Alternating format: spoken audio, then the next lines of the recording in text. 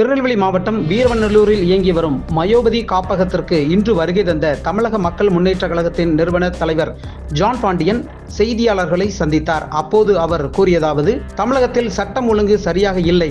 அண்மையில் கோவில்பட்டியில் இரட்டை கொலை போதையினால் நிகழ்ந்துள்ளது. மது, கஞ்சா போன்ற போதைப் பொருட்களால் தமிழகத்தில் குற்றங்கள் நிகழ்ந்து வருகிறது. குறிப்பாக தென் மாவட்டங்களில் போதைப் பொருட்கள் பயன்பாடு அதிகமாக உள்ளது. கஞ்சா போன்ற போதைப் பொருட்களை ஒழிக்க தமிழக அரசு கடும் நடவடிக்கை எடுக்க வேண்டும். 2026ஆம் ஆண்டு நடைபெறவுள்ள சட்டப்பேரவை தேர்தலில் எந்த கட்சியுடன் கூட்டணி என்பது குறித்து கட்சியின் பொதுக்குழு செயற்குழு கூட்டத்தில் முடிவு செய்யப்படும். இப்போதே கூட்டணி குறித்து முடிவு செய்ய முடியாது. தமிழக மக்கள் முன்னேற்ற கழகத்திற்கு உரிய பிரதிநிதித்துவம் அளிக்கும் கட்சியுடன் கூட்டணி அமைப்போம். 2026 சட்டப்பேரவை தேர்தலில் சில கட்சிகள் அணி மாறலாம். எந்த அணியில் தமிழக முன்னேற்ற கழகம் இடம்பெற்றாலும் ஆட்சியில் பங்கு கேட்கும். இந்த கருத்தை தான் விடுதலை சிறுத்தைகள் கட்சி தலைவர் தொல் திருமாவளவனும் தொடர்ந்து வலியுறுத்தி வருகிறார்.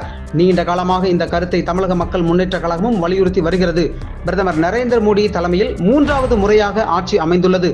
கடந்த 2 தேர்தல்களில் தனிப்பெரும்பான்மையுடன் பாரதிய ஜனதா கட்சி ஆட்சி அமைத்த போதிலும் கூட்டணி கட்சிகளுக்கு அமைச்சரவையில் உரிய பிரதிநிதித்துவை பிரதமர் நரேந்திர மோடி இடமளித்தார். இதுபோன்ற நிலை தமிழகத்தில் வர வேண்டும்.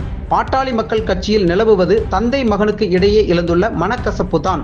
எல்லா குடும்பத்திலும் தந்தை மகனுக்கு இடையே கருத்து வேறுபாடு ஏற்படுவது சகஜம்தான். பாட்டாளி மக்கள் கட்சியில் ஏற்பட்டுள்ள குழப்பத்திற்கு விரைவில் தீர்வு கிடைக்கும். எடப்பாடி தலைமையிலான அதிமுக தான் உண்மையான அதிமுக. ஓ பன்னீர்செல்வம் தனியாக செயல்பட்டு வருகிறார். அவர் தனி கட்சி தொடங்க இருப்பதாக தகவல்கள் வருகிறது. நடிகர் விஜய் தொடங்கியுள்ள தமிழக வெற்றி கழகம் ஒரு பச்சிளம் குழந்தையை போன்றது. அக்கட்சியை ஒரு அரசியல் கட்சியாகத்தான் பார்க்க முடிகிறது. தேர்தலில் மக்களை சந்தித்தால் விஜயின் பலம் தெரிய வரும். இவ்வாறு அவர் கூறினார். அப்போது அவருடன் கட்சியின் திருநெல்வேலி மண்டல தலைவர் கண்மணி மாவீரன், தலைமை நிலைய செயலாளர் சேகர், திருநெல்வேலி மேற்கு மாவட்ட தலைவர் நாகராஜ் ஆகியோர் உடன் இருந்தனர்.